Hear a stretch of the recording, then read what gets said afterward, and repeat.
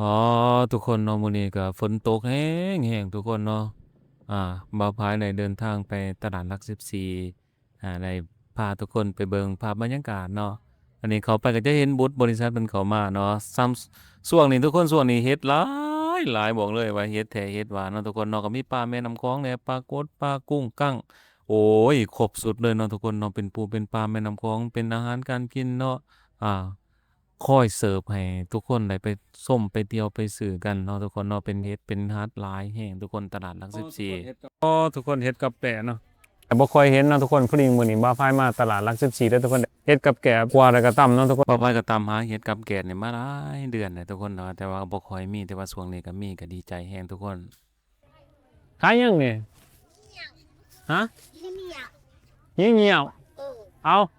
เอาขนมให้เด้อแม่ใหญ่เด้อใจเด้อได้ๆขายดีบ่ ยังผักขาดฮะ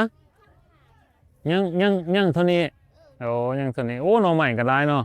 บ่ไผก็บ่เข้าใจเนาะว่าแม่ใหญ่เพิ่นเว้าภาษาหยังเนาะทุกคนเนาะเพราะว่าทางเขตหลัก14มีคนเว้าภาษาหลายภาษาเนาะทุกคนเนาะแต่ก็อยากซื้อซอยเพิ่นเนาะทุกคนเนาะเป็นหน่อหมอกหน่อไม้เนาะถ้าทุกคนไปมากก็อย่าลืมซื้อซอยเพิ่นเด้อทุกคนเด้อเป็นกำลังใจให้แม่ใหญ่เนาะ